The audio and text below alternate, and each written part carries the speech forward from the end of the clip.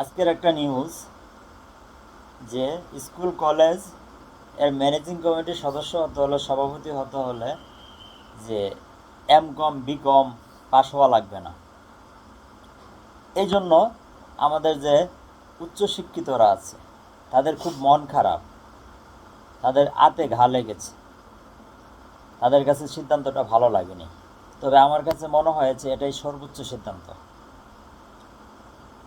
কারণ নির্বাচিত হয়ে একজন লোক আসলে তার মধ্যে যে কাজের স্পৃহা থাকে, আরেকজন লোক যাকে স্কুল কলেজের শিক্ষকরা অথবা এলাকার পাতি নেতারা তেল মেরে প্রতিনিধি বানালে তার মধ্যে কাজের কীরকম স্পৃহা থাকে, তাহলে সেটা সহজে অনুমান করা যায়। আরেকটা কথা হলো, এ যাবৎকালে দেশের যত গুয়া যারা মেরেছে সবগুলাই ছিল উচ্চশিক্ষিত। দেশের ওই যে গণ্ড মূর্খ কৃষক লুঙ্গি পরা মাথায় গামছা বাঁধা লোকটা কিন্তু দেশের ক্ষতি করে নাই, 1000 কোটি টাকা পাচার করে নাই। আপনার হোয়াইট কালারওয়ালা যারা ছিল কুট্টায় পরা লোকেরা, ওরাই দেশের টাকা পাচার করেছে।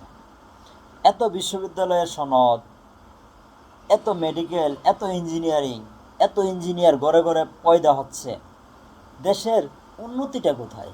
একটা আবিষ্কার কোথায়? একটা সর্বোচ্চ বিশ্ববিদ্যালয় থেকে অটো রিক্সা ডিজাইন হয়। আপনার পাশের বাড়ির যে পোলাটা 6 মাস এই যে মেকানিকের দোকানে ছিল, ও অটো রিক্সা ডিজাইন করে, তাহলে আপনার ওই যে সনদ দিয়া আপনার অটো রিক্সা ডিজাইন করার জন্য এত বিশ্ববিদ্যালয় মানে 1000 কোটি টাকা খরচ করার দরকার কি?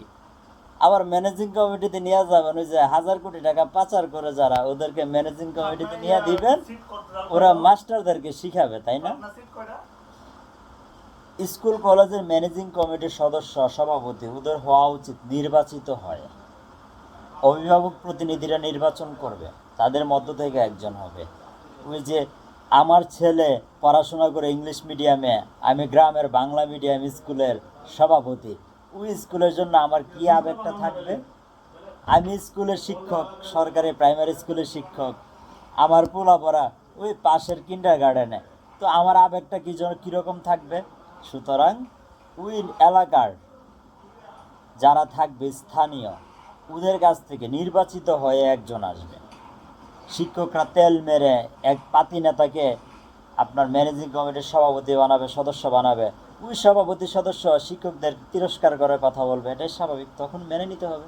এটাই হয়েছে এত এত যাবৎ।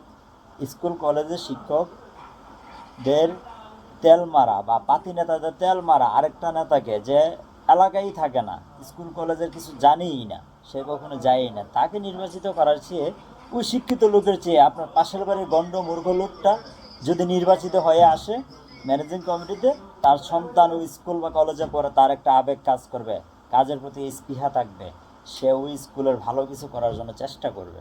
সুতরাং সিদ্ধান্তকে সাধুবাদ জানাই, ভালো কিছু নেন। বিদেশ থেকে ডিগ্রি নিয়ে আসলো, পিএইচডি করে আসলো, ইংরেজি ভাষায় কথা বলে, কথায় কথায় ইংরেজি আসে, তারা দেশের কী উপকারটা করতে পেরেছে আপনি একটু খুঁজে দেখেন, মাথায় একটু চিন্তা করেন, কিছু নিউজ দেখেন, গুগল ঘেটে দেখেন, তারা কতটুকু দেশের উপকার করেছে আর ক্ষতি করেছে। রিসেন্ট ঘটনাগুলো দেখেন, কত উচ্চশিক্ষিত আসছে, কি করছে, কি ফালাইছে, তাল গাছরে বেল গাছ বানাইছে, বেল গাছরে কলা গাছ বানাইছে, আর কি করতে পারছে?